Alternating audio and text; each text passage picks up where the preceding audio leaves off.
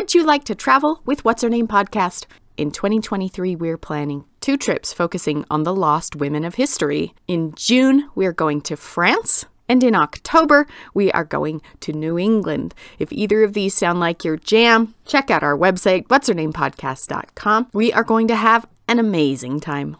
This episode was sponsored by our patrons, Bryony Lyons, Bo Yeager, Rachel Kay, Jessica Smith, Tracy Steeb, Kim Hokinson, Janelise Cannon, Jill Harrigan, Jamie Lang, Maria Sanchez, Heather McKinnon, Valerie Jacobson, Chantel Oliver, Tamzane Weir, Caitlin McTaggart, Stacy Frost, CJ Obrey, Hannah, and Caitlin Broadwater. Thank you so much for being our sponsors. We couldn't do it without you. Happy Halloween, Olivia! Happy Halloween! Scary season again! Hooray! And this time, we're going to 19th century Leiden in the Netherlands. Ooh! And while it is an incredibly gorgeous historic city, we are in the poor neighborhood, and it's scary. We're talking cinematic Victorian poor. It's so filthy, so dangerous that doctors and police usually don't even answer calls to the area. Sheesh. Thank goodness for Maria Swanenberg, who everyone called Goeie Mie, which means Good Marie. Ah. She's everybody's caretaker, the one you can count on to nurse you back to health when you can't take care of yourself. Oh, no. And she is not afraid to move through the bleakest corners of Leiden. Huh. The hero we need in a place like this. I'm suspicious. Because this is a Halloween episode. Uh-oh. Somehow I feel like maybe she's not. Perhaps you suspect that things are so bad here in this part of Leiden that if you were to wish someone dead, slowly poison them to death, say, who would ever find out? Yeah. In 1885, a physician weirdly answered the call to the bad part of town where the Frankwesen family had all fallen ill. And things just didn't add up. The doctor, like you, was suspicious. Maybe he knew he was in a Halloween special. He turns to their resilient, reliable nurse, Goeie Mie, and says, "Have you seen anyone suspicious in the house in the past few days? This is really weird." And Goeie Mie gives him a creepy, piercing stare. And it was then that Goeie Mie was arrested. And the Leiden police began an investigation utilizing, for the first time, forensic techniques. Hey. Soon there was a mountain of evidence that Goeie Mie, everyone's nurse and best support, was actually, quite possibly, the most prolific serial killer of all time. Whoa. She almost got away with it. Wow.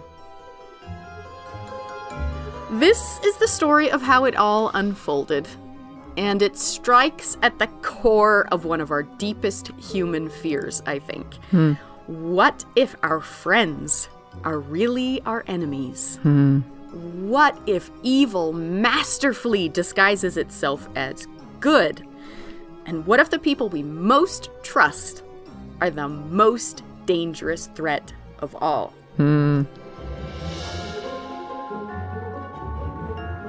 I'm Katie Nelson. And I'm Olivia Mickle. And this is What's Her Name? Fascinating women you've never heard of.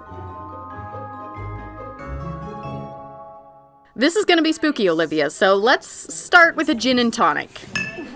Dutch courage, so to speak. You're right. Should we sit here? This is cool. Yes, this is cool. I found myself very unexpectedly in Leiden this year. Yes, very, very unexpectedly in Leiden. Yes. I was trying to get home from Ireland, and I ended up for 3 days in Leiden. Not bad as delays go.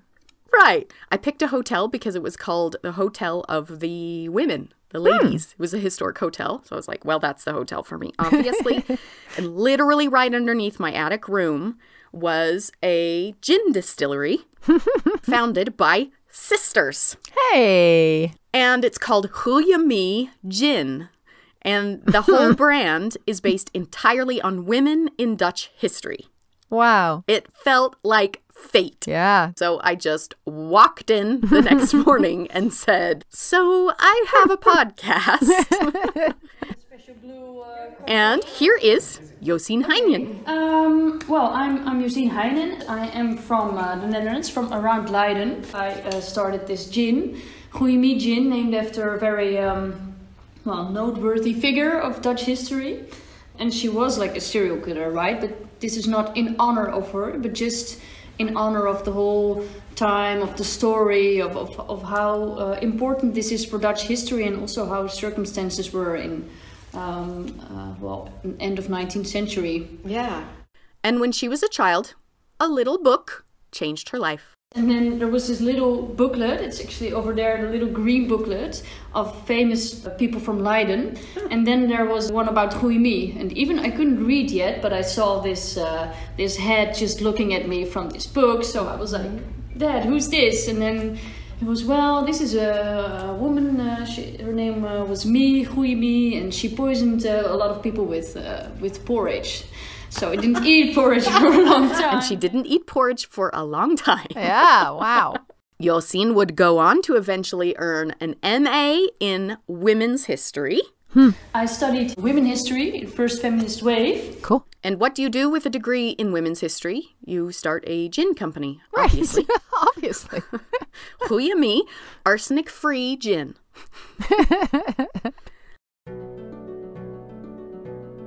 So she was born in 1839 as Maria.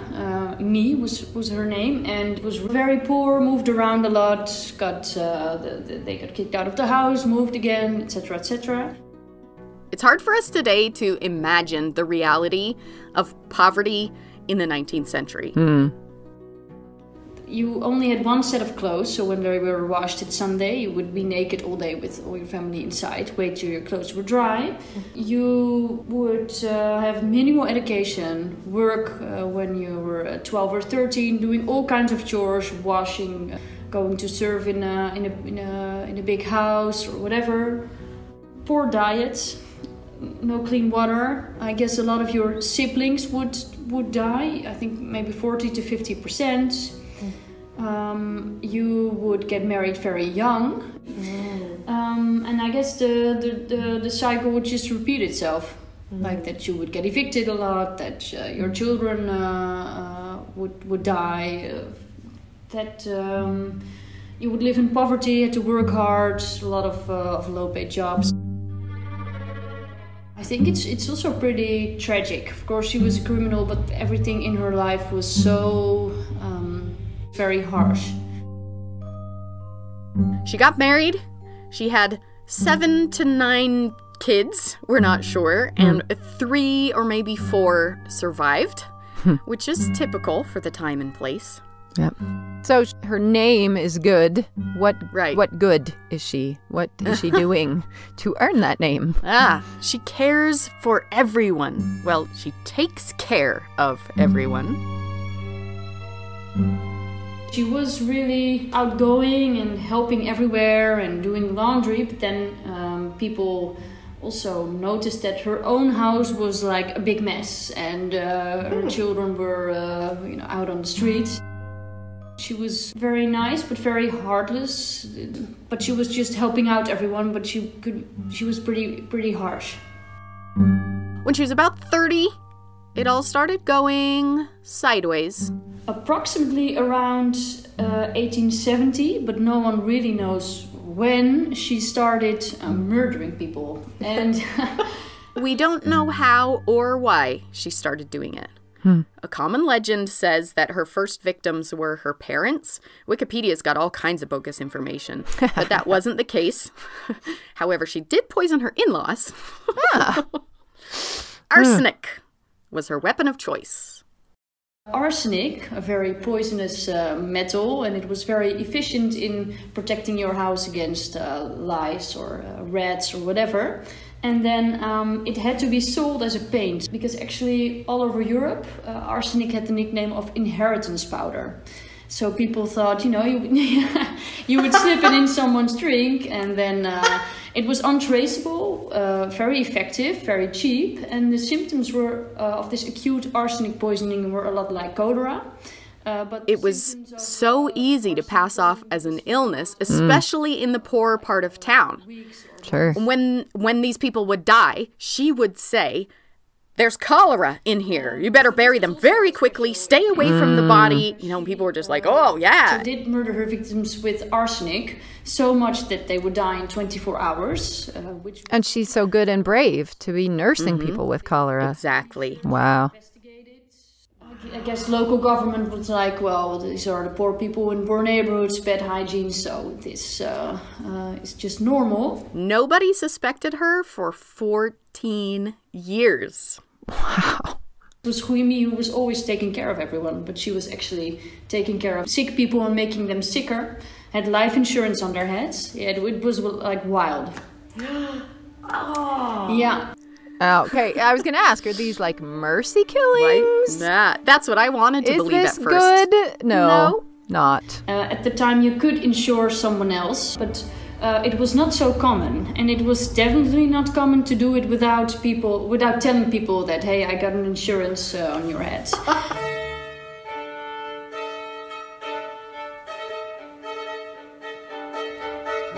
But, however, in these poor neighborhoods, the people working for the insurance companies, they had to go by the houses every week to collect the cash. So then they didn't mind that Goeie Mie was keeping her own books, like, oh, I've gathered the payments from 30 people and here it is. And so when lost victims got identified like this, Goeie Mie has something to do with it, the police went to all the insurance companies, got their books and just started comparing which people were insured and who paid the money. And then it turned out that Goeie Mie sometimes had her victims like five different funds or something. She would scheme to get access to people, and then she'd poison them just a little bit. Now they're seriously ill and they need a nurse. Goeie Mie to the rescue. She did this to over 100 people. Wow.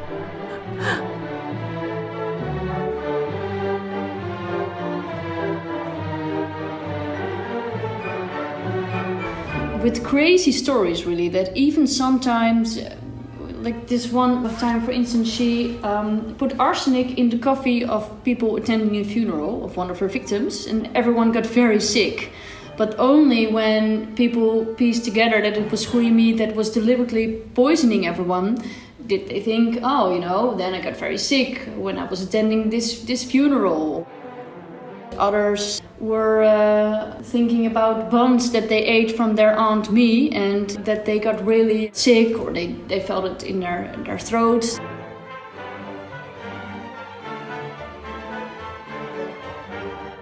Because she was also nursing the people that she poisoned and then poisoning them even more, right? So it's also a very remarkable story that she was poisoning someone on their deathbed and then dropped a little bit of milk with arsenic on the floor, and a cat licked it and fell down dead immediately, right? And then after Goeie Mie was arrested, people were thinking, oh right, this was my nephew, and then his cat died, and this was probably because he was poisoned.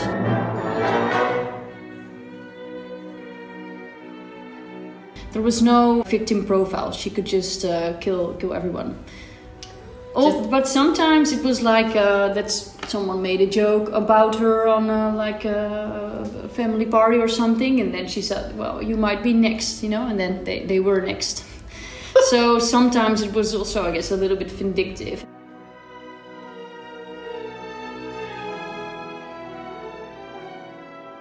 There was one nephew of Goeie Mie, actually. He was in the army. and she tried to poison him, and he went to the hospital. But because he was in the army, he went to the army hospital, which was generally better. And then Goeie Mie baked buns for him that she brought to him. But he was too sick to eat, so he handed them out to his friends, who in turn got very sick. So these kind of stories, it was obvious that they were poisoned. You're laughing about this now. It was insane. Yeah.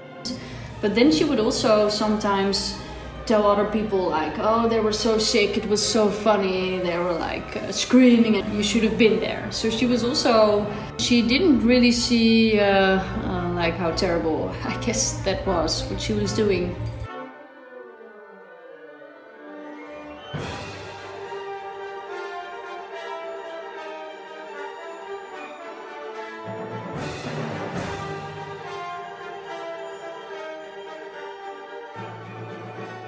Wow. She seems pretty fully evil. There were a lot of her victims who did survive. They were just like horrifically disabled for the rest of their lives. Oh, good. But the most famous legend about her is that before she poisoned her victims, she would lean in and whisper in their ear, "Your face is killing me."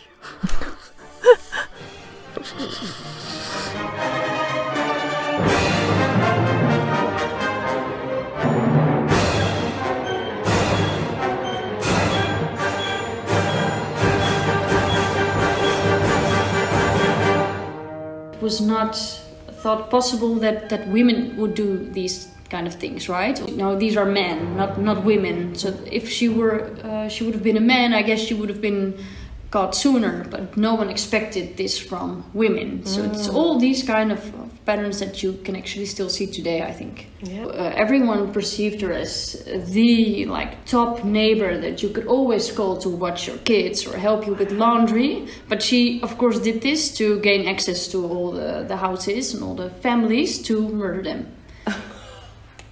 So in the end, she got a little bit too reckless and she started poisoning a whole family. And that was the Frankwesen family. And their physician, bless him, he was a little less blinded by sexism than everybody else. And he looked around and said, something's going on here. So 1885, she was finally arrested. It was world news. It was a global sensation. So because it was so controversial and so new that it was so closely documented. There are amazing newspaper articles, but also illustrations from the time, because there in Leiden there was a newspaper that was especially for people who couldn't really read, so it was just images. One of them is now the poster for Goeie Mie Gin. Wow. The trial, of course, was a sensation. Also, it's the first time that forensic research was used in the Netherlands, in the courthouse. So it was also, it was called like the case of the century. 19th century, of course, but it was like world famous. Wow. Order! Order! I call to the stand James Marsh. James Marsh was a British chemist who developed a new technique for detecting arsenic levels in people's livers. Even in dead bodies, even in long dead bodies, he could detect arsenic. Ooh, murderers shaking in their boots. Yeah, but it was so new. It wasn't like he had a lab where he'd do his work and then he'd share his results. He would do it right there in the courtroom in front of everybody. It was such a spectacle. Wow, yeah. Please proceed. Dr. Marsh, we have here a number of livers exhumed from bodies in the cemetery. So they've got all these livers lined up in the courtroom. And Dr. Marsh Wait, finds... they've got... Wait, just... I need to sit in that sentence for a second. They've got all these livers lined up in the courtroom. Yeah. This is courtroom drama on a new scale. Exactly. It was so new that it was actually done like during the trial, just in the courthouse. There was this glass jars with livers, etc. Just like on the spot, they did the test. Wow. And the gravediggers who exhumed the bodies testified that even the vermin around the coffins were dead. Wow.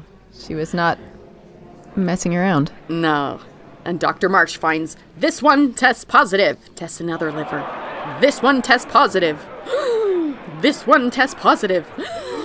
And with each new test comes the revelation to people that were their family members that this person did not, in fact, die of cholera or typhus. They were murdered. Wow. And Goeie Mie sat through the whole thing just stone-faced and silent. Ooh.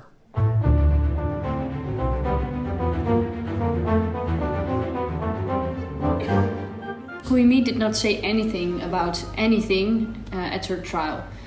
Oh. No motive, no reason. She was just silent all the time. And only at the end of her trial, she said to the judge that she asked if she could please have a merciful penalty. And then the judge said, well, your victims did not get this either, so skip that. And also her lawyer, Vaillant, he in his plea he didn't even deny or made a plea of not guilty because it was so overwhelming, all the evidence. He did say that she was an anomaly of nature, erreur de la nature.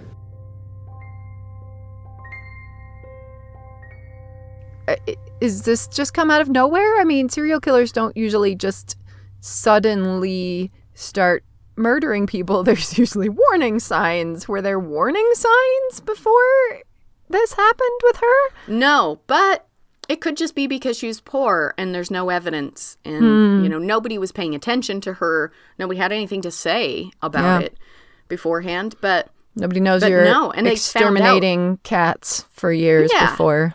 Yeah, and I think that's why, because usually we want the story to go that there was some kind of impetus that makes sense, and then they just spun out of control. So I think that's why Wikipedia and so many people say she killed her parents, because that kind of like gives it a starting point. But that's not true now, we know. And if there were warning signs, probably her husband or her children maybe could have testified to that or said like, well, now that I think about it, but they called them to the stand. I call to the stand, husband of the accused, Johannes. Yes, Johannes van der Linden. His occupation was carrying bags in the harbor. The police arrested him because they thought he must have known or actually been an accessory, but he didn't know anything about Goeie Mie's profession. Wow. And also during the trial, this was like the talk of the town. So then I read this very, I guess, heartbreaking letter in the local newspaper that someone wrote to the fellow Leideners to also please mind the kids of Goeie Mie and her husband, who would just everywhere where they went were hearing these terrible stories. For the kids and for her husband, it must have been terrible that everyone was like, what went on here? Why didn't you do something? You know, it's very tragic. So he got released and he divorced. Wow. Crazy, huh? As more and more people are added to the list of potential victims, the reality sets in hard. Everyone in Leiden knew someone who was poisoned by Goeie Mie. All of this for insurance payouts. But that, too, presents such a puzzle because... But she was also in a lot of debts when she was arrested. Yeah, it's a mystery. She continued to live her life in poverty. She didn't spend any money. Yeah, I was going to ask, when people notice the money, is she just sitting on the money?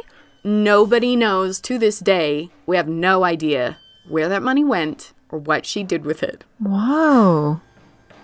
If we calculate it to now, she would made 400,000 euros.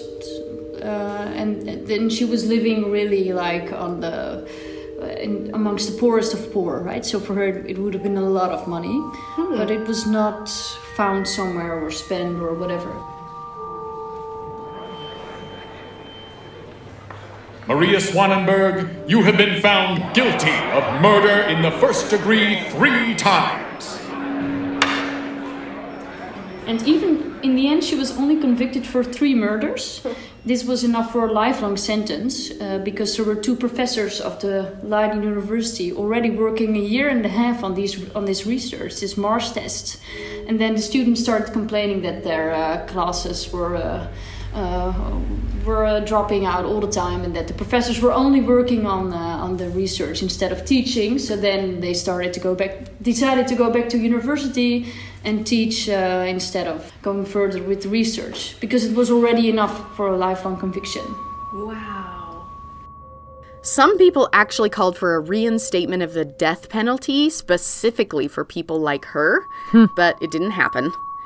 She couldn't be held in Leiden prison because of people's rage, so she was moved to a nearby prison.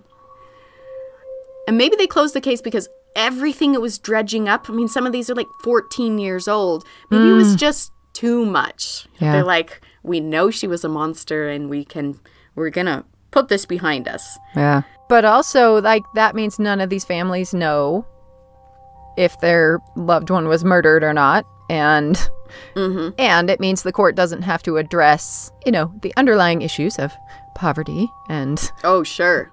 squalor. The circumstantial evidence was so strong for most cases that I think everybody knew if their family members were cared for or were even near Goeie Mie, Wow. she killed them. Wow. So she went to prison, and Leiden... It got very silent around this whole case because people tried to forget.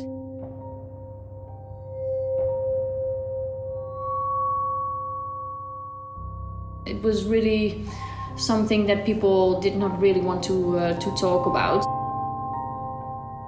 And to me, this is a fascinating part of the tale. It was just too horrible. They moved forward, just lock that away in the past. And it seems like a fundamentally human response to one of our fundamentally deepest fears. Yeah. Evil among us, disguised as good. It's the opposite of stranger danger. Yeah. And it's like, we just cannot go there. We just can't handle it. Well, that's why we got so obsessed with stranger danger in the 80s, because it's much easier to cope with the idea of stranger danger and teach skills than to cope with danger in your home.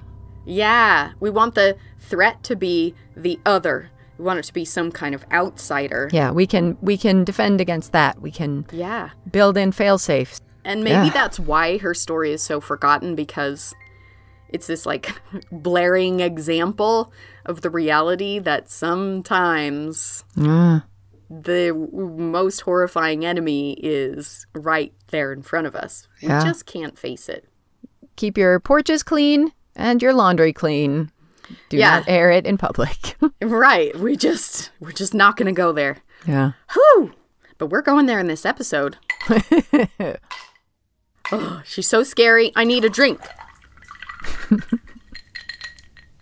I made this gin to put the story in a different perspective, to make it more known. Also on the bottle it says like arsenic-free gin, you know. Of course, every gin is arsenic-free, but it's just like also in the recipe, it's with elderflower and elderberry. It's also poisonous if uncooked, and the green apple from Snow White, and you know, we put all like this whole poison story also in the recipe, and also what do you call it? It's the cilantro, it's the seeds of coriander. Yeah, because this was in the time of Goeie Mie, it was called the detoxicator of the poor. And then it's this whole package about 19th century, about living in Dutch cities where there was a lot of poverty, disease, and then this is combined in one character, and it's also pretty very appealing to people to learn about history in this way. Mm-hmm. Like this is what I also noticed when I just started out still as a hobby. And then we were at this gin festival and we were telling about Goeie Mie, and then I had this girl, she was staring at the poster, and then with this gin tonic in her hand, she was like, wow, I didn't know history was so interesting and fun. And I was like, well, I did know. So yeah, there was a reason to go on. Yeah. For example, the history of gin itself. It's deeply rooted in Leiden, which I had no idea, and it is fascinating. I don't know if you know this. It's a typically Dutch drink, and Genever, it's Jenever best, a juniper berry. So this was devised as a medicine in the 15th century. It was patented in Leiden as a potion against stomach ache. And then it was a very popular, I think, like the Dutch drink. And it's actually from the 80 Years' War, when the Dutch were hugely outnumbered, but they still stood up to the Spanish. And the British mercenaries saw that. And they called Jenever Dutch courage. Dutch courage, wow. Yeah, that's where it's from. So they started importing it after the 8 Years' War, and then they called it Genever or gin. But they did make one change to the recipe, where in Genever is only the juniper berry, and in gin it's the juniper berry with a lot of other botanicals, from tea to cloves to whatever. So technically speaking, gin is from Leiden. And this is why we made the gin here. It's so good. It's so good. Your poison ingredients are magic. Can I taste it? Oh yeah. Can I taste yours? Goeie Mie lived a long life in prison. She died in 1915 at age 76. Wow. The grave is still there. She was buried in the burial site of this prison that she was in Gorkum. It's a special prison for women. Wow. Historically, it's fascinating that we decided to forget a story like this. Yeah, we love us a serial killer. Yeah.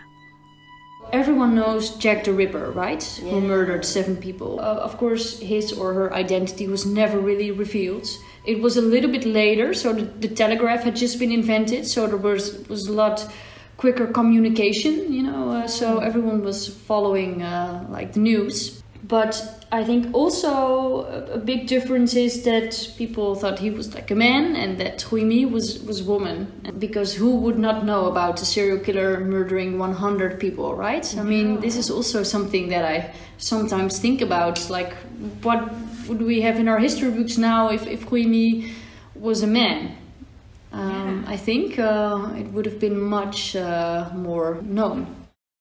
And often we bemoan, especially in this podcast, we bemoan that history overlooks powerful women, inspiring women, pioneering women. But it is also true that we overlook serial killers. Yeah. That would really paint women in a bad light. Yeah, we won't want unladylike women either to praise or to condemn. Right. And that's the thing. Being a woman doesn't make us all the same adjectives. There are lost women in every social role in history. And that's why I think history is so important, because I see this kind of selection process. We've talked about this before. You can't tell everyone's story. We have the power to choose the stories that we present from our collective past. And if we only choose the heroic, inspiring ones, the idealized ones, we're painting a very limited picture of the human condition and what women are. Yeah. Women can be serial killers too. Oh. Hooray. For me also, like, this was in 1885, and it was only a couple of years later that this noble woman wrote like the novel of the first feminist wave in Europe, right? This was like around it was 1889, and she was also very clever. This was Cecile Goedkoop, de Jonge van Beekendonck. You can immediately forget this, but this was like, she was living in different circles. Her family was wealthy. They were thinking about equality, about society, about the betterment of people. And then there was this Goeie Mie with only a couple of years age difference.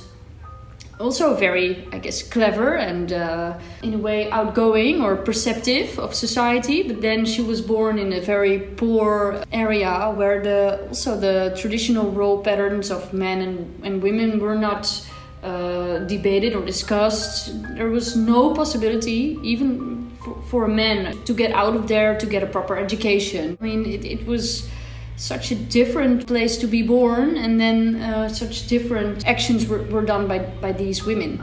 Yeah.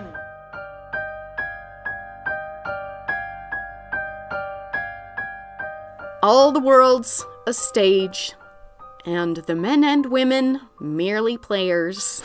They have their exits and their entrances, and one woman in her time could play an astonishingly villainous part. She facilitated a lot of early exits. Mm-hmm. The end. Creepy.